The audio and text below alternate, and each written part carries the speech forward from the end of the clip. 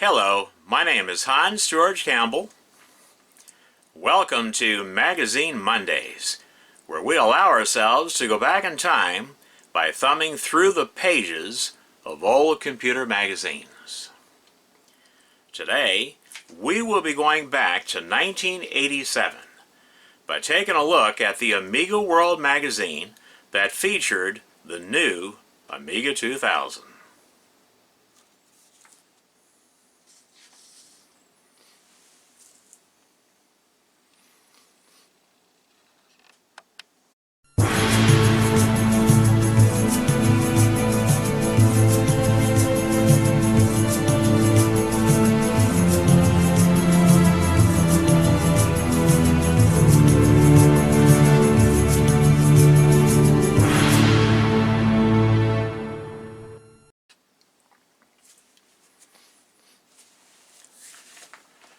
Alrighty.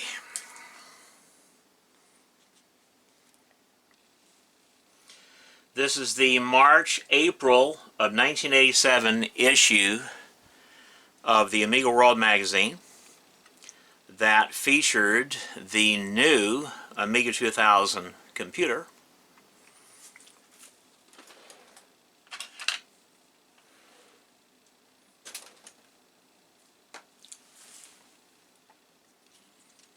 Beautiful computer. The Amiga 2000 is my favorite computer of all time. There's just something about that computer I really, really love. And I own 6 of them so far. 3 of them in their original boxes, like new condition. Yeah, this is the March and April of 1987 issue.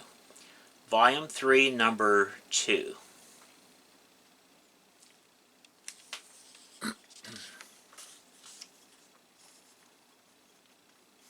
CinemaWare presents The King of Chicago, SDI, Defender of the Crown, Sinbad and the Throne of the Falcon. Now these games are not really that fun to play. I think they suck as far as gameplay.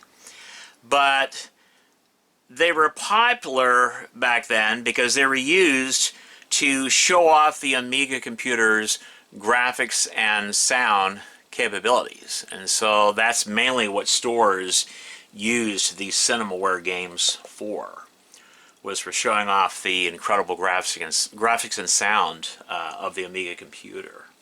But the games themselves, I think they sucked.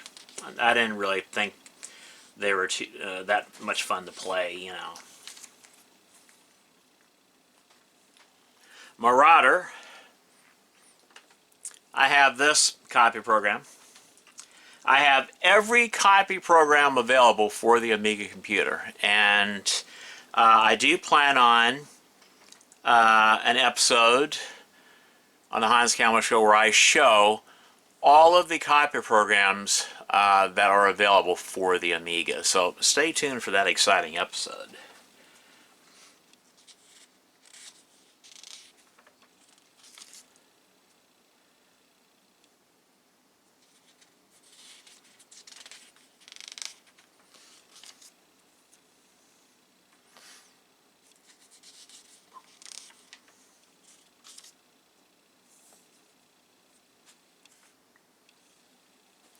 I've always liked this monitor, but I've never seen one of these in person, and there's no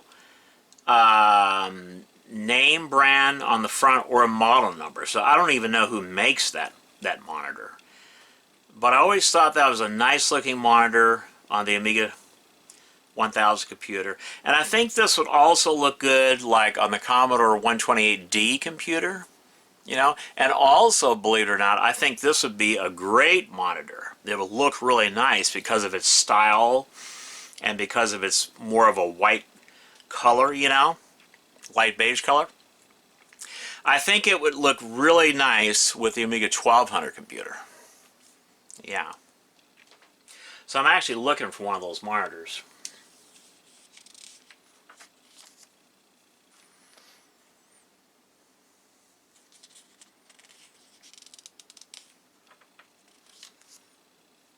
back in front. The Amiga 2000 features a megabyte of memory, internal slots, up to 3 internal disk drives, and the ability to run coprocessor tasks in Amiga Windows.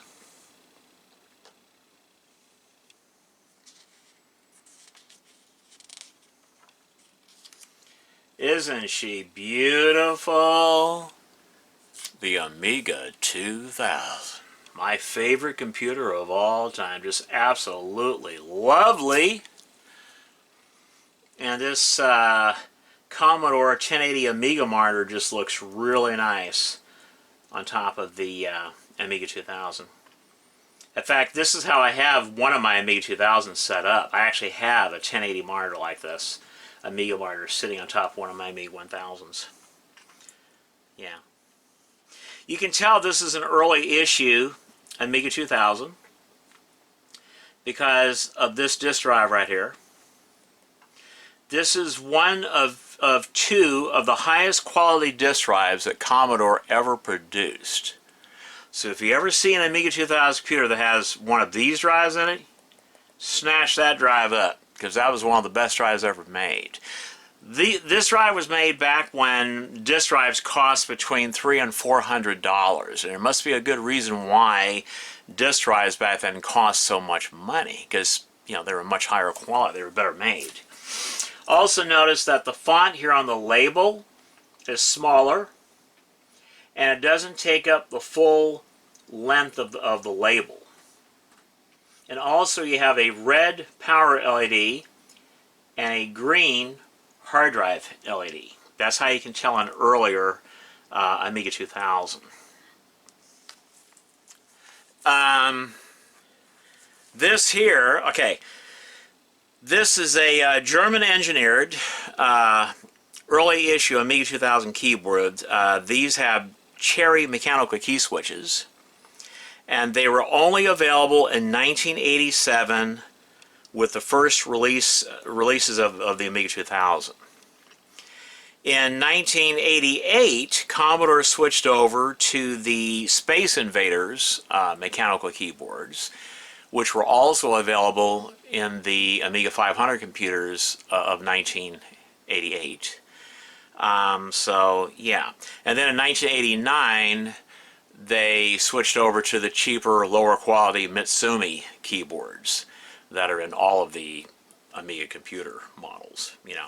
This shows the inside of the Amiga 2000, showing its expansion capability, how much room you have in there, showing all the expansion slots and the drive bays, power supply. This is an early Commodore SCSI controller. I believe this is the 2090 controller.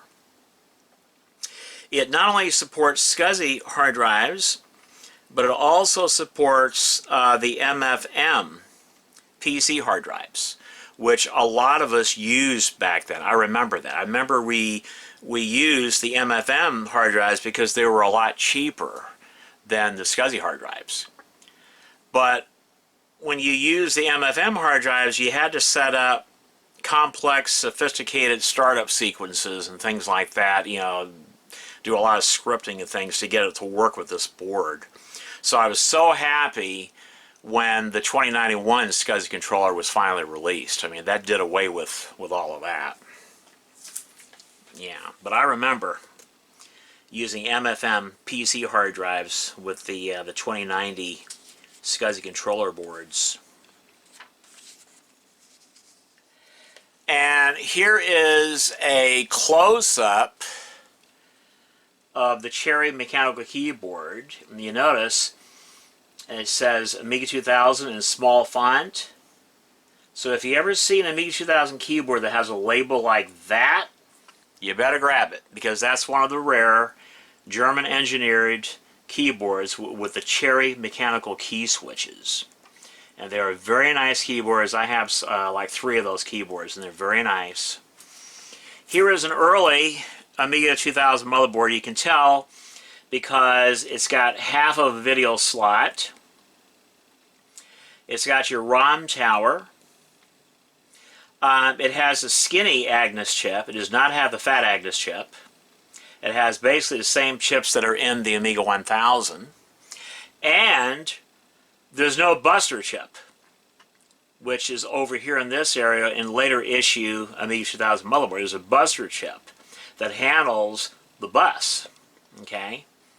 So with these early Amiga 2000 motherboards, there was timing issues, there's DMA issues, there was bus issues, you know, so yeah. But all of this was corrected in later revisions of the Amiga 2000 motherboards.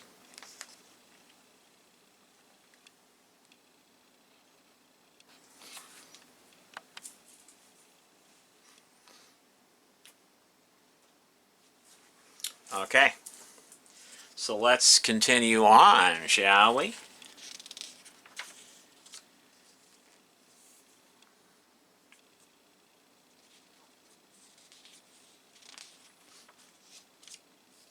Amiga 2000 specifications shows the front of the computer and the rear of the computer. DigiView for the Amiga 1000 by NewTek. DigiPaint, my second favorite paint program. The 4096 color paint program for the Amiga computer by NewTek. Now, during this time, NewTek was selling the DigiView and DigiPaint in order to make enough money for their video toaster project that they were working on, which they brought out, I believe, in 1990. And it was the success of the video toaster that continued the Amiga 2000's popularity. In fact, that's when many TV stations across the country bought an Amiga 2000 computer with a video toaster for use in their news and their sports broadcasts and their weather reports and things like that.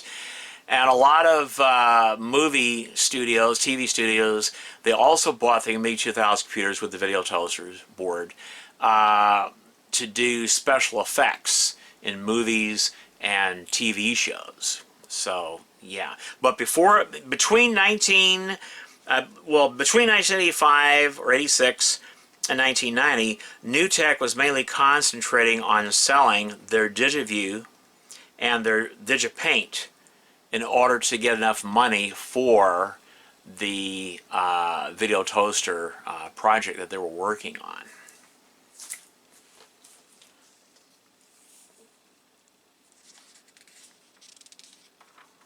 I do plan on doing an episode, at least one episode, where I actually show you how to use DigiPaint, the DigiPaint program. Between Two Worlds, the A2088 bridge board. And there's the bridge board, boys and girls. It's really nice. Now this is just your standard 4.77 megahertz 8088 processor based bridge board. Okay? I have the 286 bridge board, which I really love. I mean, I think it's a really nice bridge board. It's a very nice bridge board. Okay, let's continue on this lovely magazine.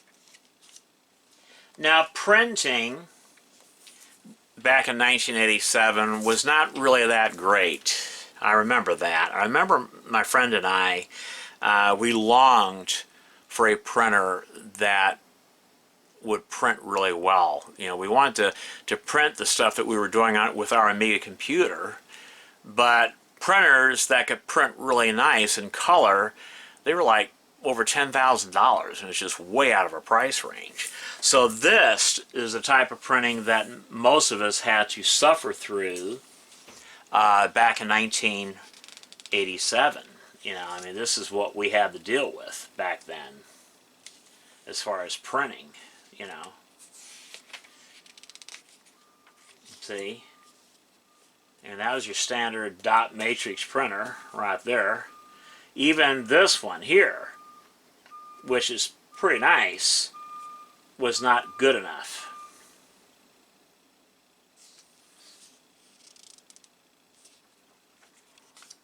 That's what we all had to suffer through back in 1987, late 80s, early 90s.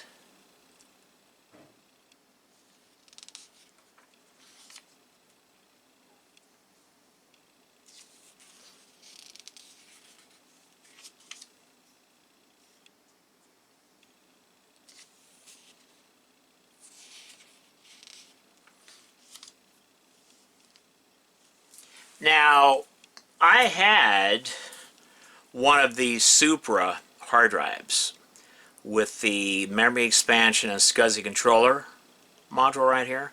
I had one of these attached to my second Amiga 1000 computer, and I really loved it. I mean, Supra Corporation is one of my favorite companies. They produced nothing but high quality stuff. Everything that was made by Supra Corporation was nice. Very nice, very high quality, very well made. So if you have an Amiga 1000 computer, I highly recommend this expansion, which I think is 4 megabytes of memory, plus a very nice SCSI controller, and a very nice hard drive. I do recommend this for use with the Amiga 1000. Very nice hard drive, very nice expansion. The Bard's Tale. Now, I have this for my Amiga computer, but I also have it in mint condition in its original packaging for my Commodore 64 computer, and I have shown it already on my YouTube channel. So, yeah. The Bard's Tale.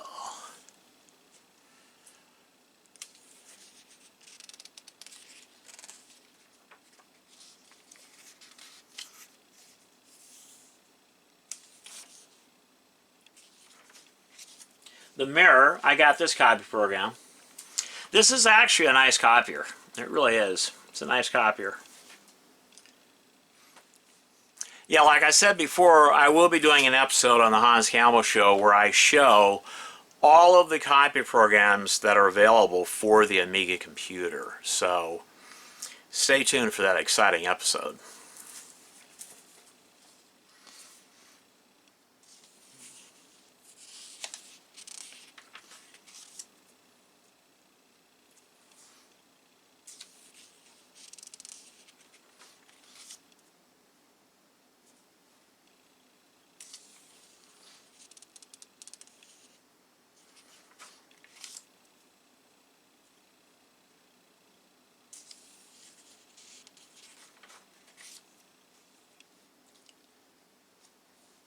Now, I had one of these hooked up to my Amiga 1000 computer. I remember that.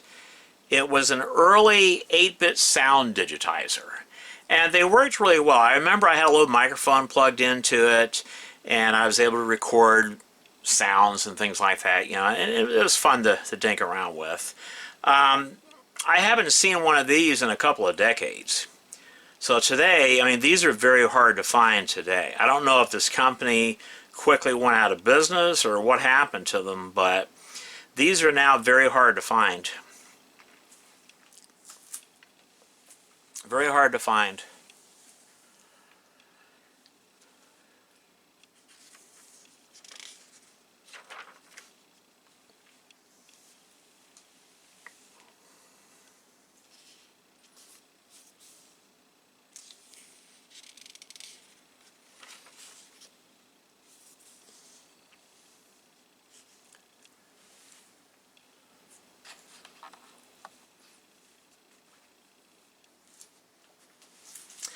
I've always liked this picture. Any kind of graphics like this that was created on the Amiga computer, of course, I'm going to love. But I've always liked that picture there. I always thought it was very nicely done.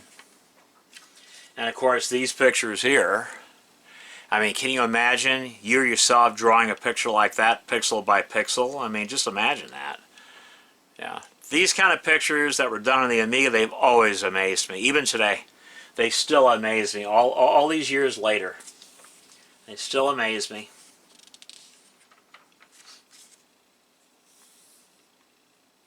They still amaze me.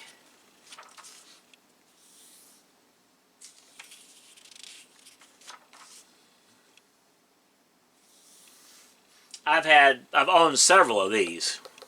Several of those. I think they're memory expansion boards for the Amiga 1000.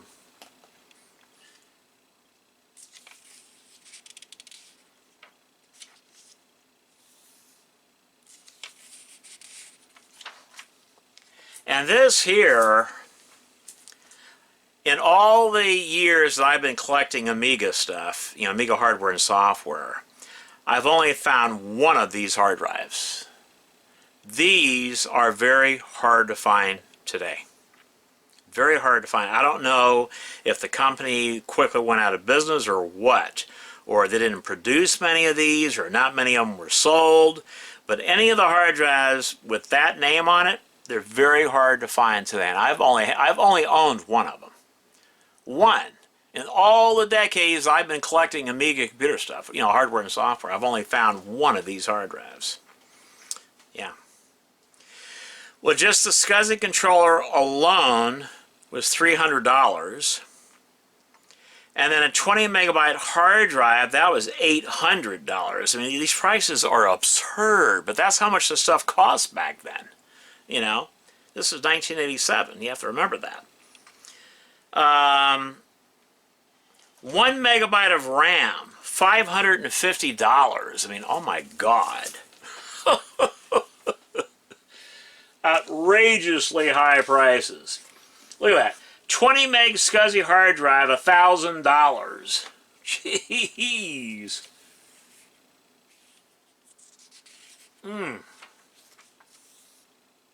Now, pictures like this have always amazed me. I think Sachs, who's a famous Amiga artist, he drew a lot of these pictures that were in the game Defender of the Crown. These pictures are so cool. The game itself sucked. I didn't think very much of the game. But the game was used to show off the Amiga computer's graphics and sound capabilities. So, yeah.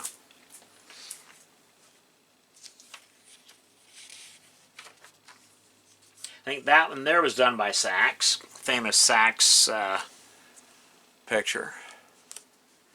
I've only owned one of these hard drives, so these are also kind of hard to find today.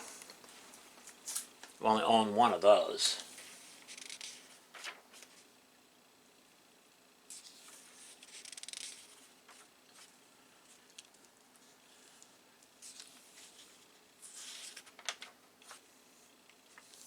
That there is a famous Sachs picture.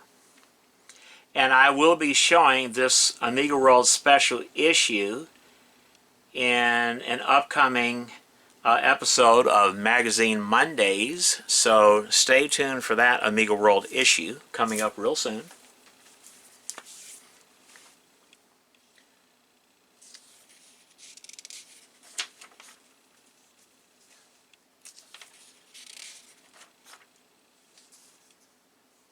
Marble Madness. Now that's a crazy game. I tried playing that. Oh my God, man. That game was too crazy for me. Oh man, look at this. A 1200 baud modem in 1987 cost $109. And a 2400 baud modem cost $319. Oh my. That incredible speed back then. Oh my God, this brings back memories. Brings back memories, boys and girls. boys and girls, I'm sure a lot of you that are watching this video right now, yeah, some memories are going through your brain as well.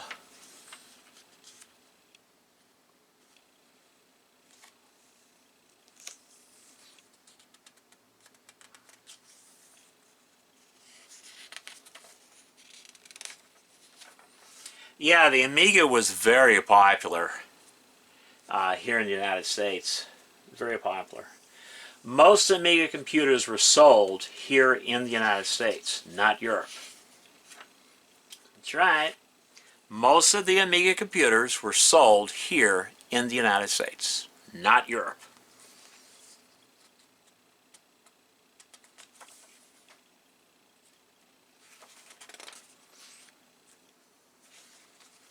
I've only owned one of those memory expansions. I didn't think that much of it. Yeah.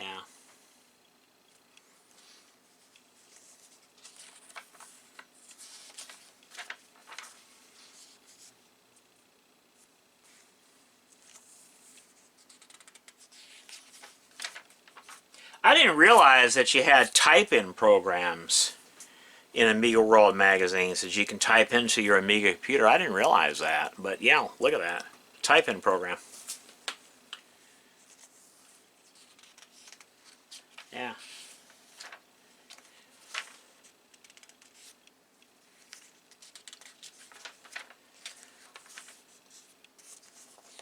There it is, boys and girls. The Fairy Tale Adventure from Micro Illusions. I have this game complete in its original package, which I will show in a future episode of the Hans Campbell Show.